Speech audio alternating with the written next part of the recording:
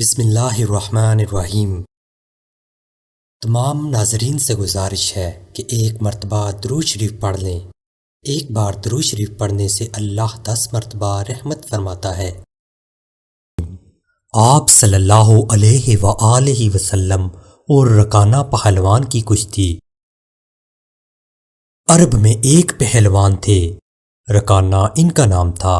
وہ بڑے زبردست پہلوان تھے اور مشہور تھا کہ یہ ایک آدمی 1000 آدمیوں سے مقابلہ کر سکتا ہے۔ بہت ہی قوی تھے۔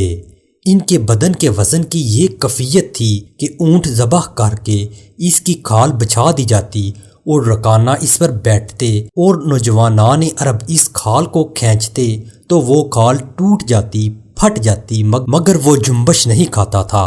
حضور اکرم صلی اللہ علیہ وآلہ وسلم نے ان کے سامنے سلام پیش کیا اور فرمایا، رکانہ، آخرت آنے والی ہے، کیوں اپنی عمر ضائع کر رہے ہو؟ اسلام قبول کر لو اور اللہ تعالیٰ کی طرف متوجہ ہو جاؤ۔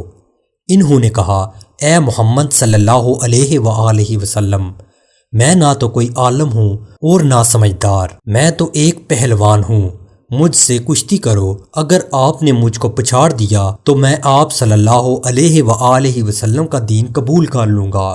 آپ صلی اللہ علیہ وآلہ وسلم نے فرمایا، بسم اللہ۔ وہ لنگوٹ کاس کر آ گیا اور حضور صلی اللہ علیہ وآلہ وسلم بھی آستین چڑھا کر میدان کشتی میں آ گئے۔ ایک دو داؤ پیچ کے بعد حضور صلی اللہ علیہ وآلہ وسلم نے اس کی کمر میں ہاتھ ڈالا اور ایک ہاتھ سے اس طرح اٹھایا جس طرح کوئی چڑیا کو اٹھاتا ہے، اور آہستہ سے زمین پر رکھ کر چھاتی پر بیٹھ کے اور فرمایا، رکانہ، اب کہو۔ مگر رکانہ کو یقین نہیں آیا کہ میں پچھڑ گیا ہوں، کیونکہ کسی نے آج تک اس سے پچھاڑا ہی نہیں تھا، اور حضور صلی اللہ علیہ وآلہ وسلم نے اس طرح پچھاڑا کہ اتنے وزنی جسم کو ایک ہاتھ سے اٹھا کر نچایا اور آہستہ سے رکھ دیا۔ اس نے کہا کہ میں پچھڑ گیا ہوں، مجھے یقین نہیں آیا، ایک دفعہ اور کشتی لڑو۔ حضور اکرم صلی اللہ علیہ وآلہ وسلم نے فرمایا، بسم اللہ۔ پھر آپ نے داؤ پیچ کے بعد کمر میں ہاتھ ڈال کر اٹھا کر نچایا اور آہستہ سے زمین پر رکھ دیا۔ فرمایا، اب بتاؤ، یہی شرط تو ٹھہری تھی، اگر تم پچھڑ گئے تو اسلام قبول کر لو گے۔ اس نے کہا کہ محمد صلی اللہ علیہ وآلہ وسلم، یہ آپ کے بدن کی قوت تو نہیں کہ میری لاش چڑیا کی طرح اٹھا کر نچا دی، معلوم ہوتا ہے کہ آپ کے اندر کوئی چیز ہے۔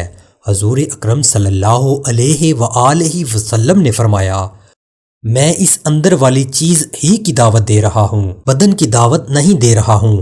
چنانچہ رکانہ نے اسلام قبول کر لیا اور اسلام میں پختہ ہو گئے اور بڑے بڑے کام بھی کیے۔ ایک مرتبہ بہت سے چور آئے اور رات کو بہت سے اونٹ بیت المال سے چرا کر چلتے بنے۔ صبح پتہ چلا تو آپ صلی اللہ علیہ وآلہ وسلم نے فرمایا کہ لوگوں، ان کے پیچھے دوڑو۔ رکانہ نے کہا، میں تنہا ہی کافی ہوں۔